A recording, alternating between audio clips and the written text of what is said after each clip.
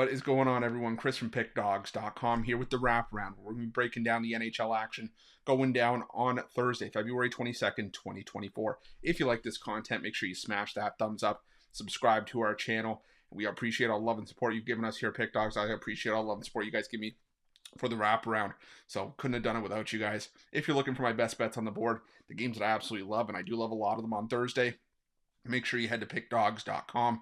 Click the Premium Picks tab at the top of the page. Got some college hoops on the board. Really like today's NHL card. Going to have some best bets there as well as the NBA back in full swing. So you can hop on a daily pass, but this is the time you want to hop on a long-term pass. The 3-day and the 7-day passes are actually going to be less on Thursday than buying each of my daily packages individually. And you're going to get a bunch of other plays for the next couple days as well. We got a loaded college hoops card on Saturday, Sunday as well. Tons of action.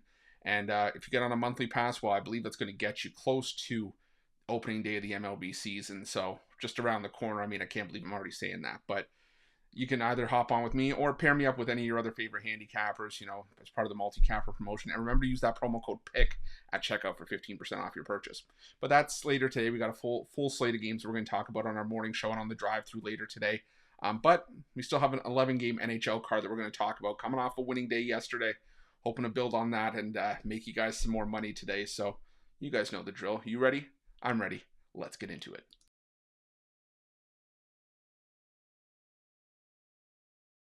Our first game on Thursday's card takes us to the PNC Arena, where the Carolina Hurricanes take on the Florida Panthers. And this is going to be a pretty good matchup. I mean, the Florida Panthers won the last 5 between these two teams, but that goes back to their playoff series last year. And the Florida Panthers carried that over into the first meeting this season that they won 5-2. But I think this is going to be a bit of a tighter game. Carolina's playing really well right now. They've given up 3 goals or less in 6 of their 7 games since the All-Star break. Florida, same sort of deal. Over the course of this 6-game win streak they're on, they've given up 2 goals or less in all their games. They've given up, even in the one loss that they took after the All-Star break, they gave up 2 goals in that game as well. I think this is the first of 3 wins this game. The Carolina Hurricanes are getting some solid goaltending from Peter Kochetkov and Spencer Martin. And Florida, whether it's Sergei Bobrovsky, a former Vezina winner going here, or Anthony Stolarz, who's been a capable backup, never thought I'd say that about him, with a sub-2 goals against average. Both teams have solid goaltending in this one. I got to go with the under 6 between the Hurricanes and the Panthers.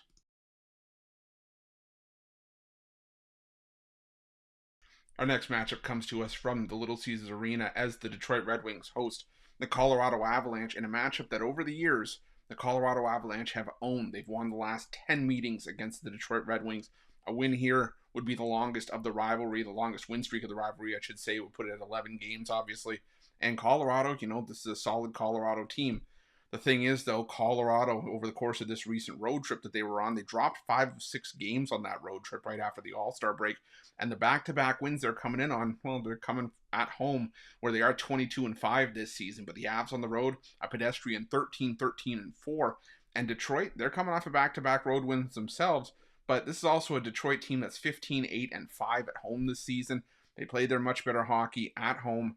And I think that if there's any good a time as any to snap this head-to-head losing streak, it's right now. I mean, the Red Wings, like I said, they've been owned by the Colorado Avalanche over the years, but this is as good of a Red Wings team as they've had over that time frame. Got to go with the Red Wings here at plus money.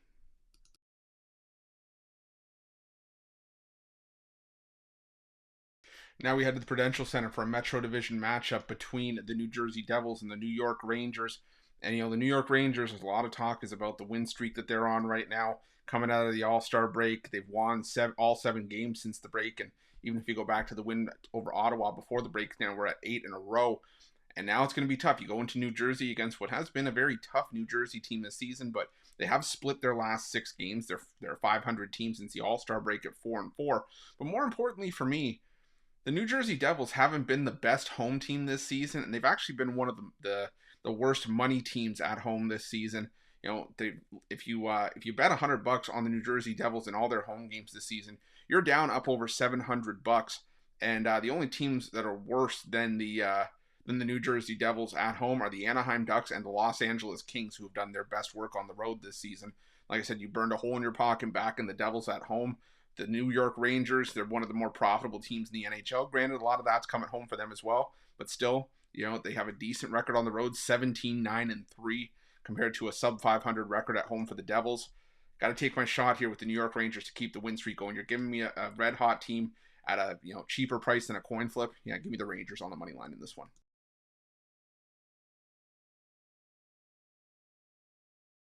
Now we're going to the Canadian Tire Center where the Ottawa Senators take on the Dallas Stars. And I've made my pretty penny back in the Dallas Stars on the road this season for good reason. I mean, 17-7-5 the Stars are on the road this season, 17-8-3 at home. They've been a pretty balanced team wherever you played them. But over the course of this 3-game losing streak that they've been on, they've taken some tough losses. Now, granted, some of those came against the best teams in the NHL, like the New York Rangers and the Boston Bruins on the road. But again, it's still a 3-game losing streak. And as much as I like to bash the Ottawa Senators, the reality is that they play their best hockey at home. They are a 500 team at home, 15-13-2. But they've also had the bulk of the success in this head-to-head matchup at home. The Dallas Stars have lost their last 6 trips to Canada's nation's capital. The Stars are 4-9 in the last 13 meetings, and the home team has won 9 of the last 10. Got to take a shot here on the Senators at plus money at plus 130.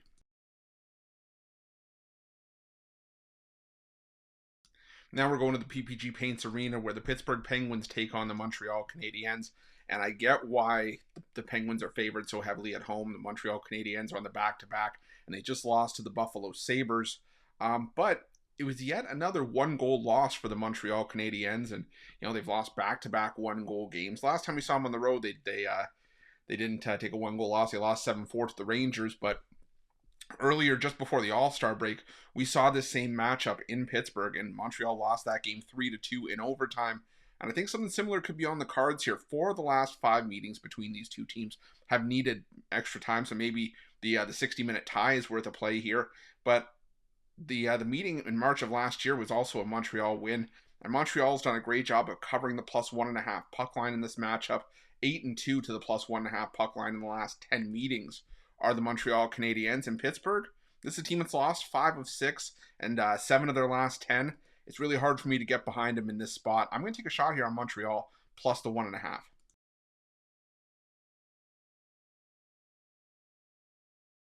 Now we're going to the Amalie Arena where the Tampa Bay Lightning take on the Washington Capitals. And, I've watched a couple of the Tampa Bay Lightning's last couple games, and I was on them for a couple of those. So, they lost big against the Panthers.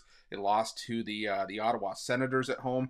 And I think I'm starting to come to the realization that, and I said this in the comments for the wraparound video of the day of the Senators game, is that maybe Tampa Bay's best years are behind them. This is still a talented team. They got some top players like, Steven Stamkos, Nikita Kucherov. You still got Victor Hedman in the line. You still got one of the best goaltenders in the world, and Andrei Vasilevsky. But the Tampa Bay Lightning used to be a team where you went into the Amalie Arena and you were expected to come out with a loss unless you really pulled off something special. But Ottawa waltzed in there and took Tampa Bay's lunch money in that game, and just Tampa Bay, they had an answer, and Ottawa would fire it right back. It's hard to get behind Tampa Bay in their current form. The Washington Capitals, for a lot of their games since the All-Star break, really haven't done all that much, but they've won back-to-back games. They looked really good against the New Jersey Devils, and I think they're worth a shot here. I'm going to take a shot here on the Capitals, plus 1.5. I'll put a little bit on the money line at plus 164. I'm just done with the Tampa Bay Lightning, personally.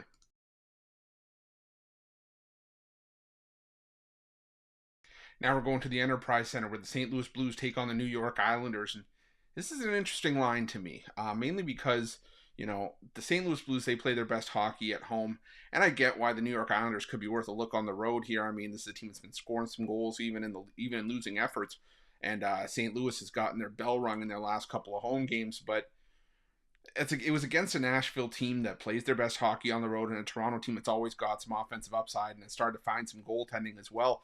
But the New York Islanders have been wildly inconsistent for much of the year, and they're less effective on the road. They're 10-11-5 on the road compared to 13-7-9 at home. But not only that, the St. Louis Blues, believe it or not, are the most profitable team in hockey. You're up over $1,000, almost $1,100 on $100 bets if you bet on the Blues in every single one of their games this season. While the Islanders, their inconsistency has cost you. You're down in the bottom 5 if you back the Islanders in every one of their games. They're in the bottom 5 in terms of money lost this season, losing you over $900 on $100 bets. And I said the profit machine, I think, keeps rolling here. I'm going to take the St. Louis Blues at the coin flip price in this one.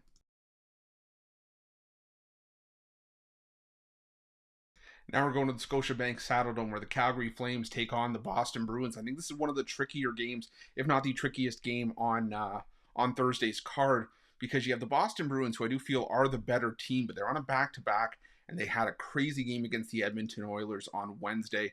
So could there be a bit of a letdown or, a bit of a tired flat spot here for the Bruins? There could be. But the thing for me is that the Boston Bruins have one of the best 1-2 punches in the NHL in goaltending, with Jeremy Swayman, who got the start on Wednesday, and with Linus Ullmark, who looks to be getting the start here. And as much as I like the Calgary Flames in some spots, and they did get the win over the Winnipeg Jets last time out, they've still been inconsistent. They're coming off a 3-game losing streak prior to the game against Winnipeg. And Boston, it took a couple of games to get their butts in gear, but looks like they might have finally done that with that win over Edmonton. And I said some people may clamor for a letdown. I think that it helps build some character. I think it builds some momentum for this team going forward. So I'm going to take a shot here. I'm going to take the Boston Bruins on the money line at minus 130. It's a reasonable price with the Bruins. You're probably not going to see all that often.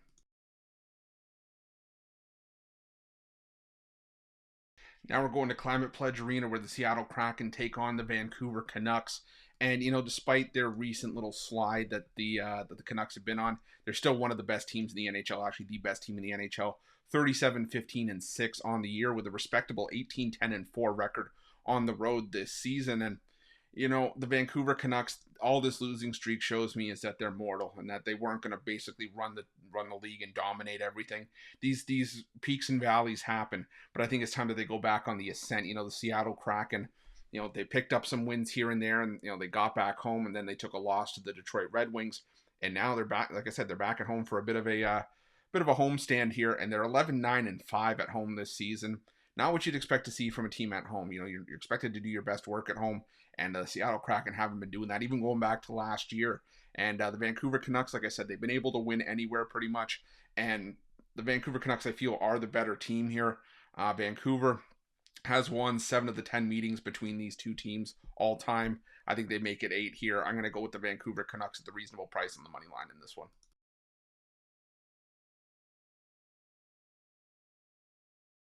Now we're heading to the T-Mobile Arena where the Vegas Golden Knights take on the Toronto Maple Leafs. And when I said that the Boston Bruins and Calgary Flames game was one of the trickier on the board, it was in contention with this one head-to-head, because this is another tricky one. The Toronto Maple Leafs are on fire right now. They've won 5 straight games for the first time this season. And, they're on the second half of the back-to-back here. But it's like, they're playing well enough that they warrant an even money price. And it's not a price you're going to get with Toronto just because of the bias that Toronto gets. It's a very public team in the NHL. Like I said, they are playing fairly well, but on the other side of the coin, the Vegas Golden Knights play their best hockey at home, and it's a case to be made for either side here. But I'm going to go with the over 6 in this game, because I think that Toronto still has that offensive upside. They always have potential to go off for 4 or 5 goals a night. And Vegas, they've given up 3 or more goals in 3 of their last 4 games, all losses, including a pair of 5-goal allowed outputs against Minnesota and Nashville at home. And Toronto, well, they started Ilya Samsonov against Arizona on Wednesday. Looks to be Martin Jones here. Martin Jones, very familiar with the Vegas Golden Knights from his time as the goaltender for the San Jose Sharks, and just playing just throughout his time in the NHL as it is.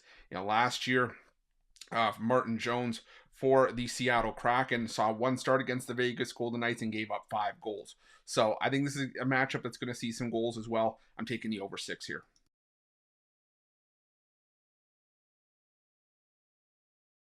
And our final game on Thursday's card takes us to the Crypto.com arena where the Los Angeles Kings take on the Nashville Predators, and Los Angeles playing some really good hockey since the All-Star break. Winners of 4 straight and 5 of 6. But I said it going into that game against Columbus, and I was wrong with the Columbus Blue Jackets in that game, as LA whooped them 5-1. But my stance still stays the same. The Los Angeles Kings, for the better part of the season, and including for the better part of this win streak, have had the bulk of their success on the road. And then you go back home, and the win was over the Columbus Blue Jackets, who are still, despite my backing them, one of the worst teams in the NHL, especially on the road. But at home this season, the Los Angeles Kings are one of the biggest money losers in the NHL. If you bet $100 on the Kings in each of their home games this season, they actually are the biggest money loser. You're down almost $900 betting on the Kings at home. The Nashville Predators, this is a team that's made you a pretty penny. They're the most profitable team in the Central Division on the road. You're up over $500 with them away from home. And, you know, that's part and parcel due to a 15-10-2 record on the road this season for the Preds. And between these two teams, the road team has won each of the first two meetings between these two teams this year. I'm going to follow that here. I'm going to go with the Nashville Predators at plus 130 to round things out. That's it. That's all the NHL action for Thursday, February 22nd, 2024. Again, if you like this content, smash that thumbs up, subscribe to our channel, and hit that notification bell in the description of this video below to make sure that you get notified when the newest and freshest content drops here at Pick Dawgz. If you're looking for my best bets, head to Pick Dawgz Premium, and make sure to let me know your NHL picks in the comment section below. Thanks for watching. Good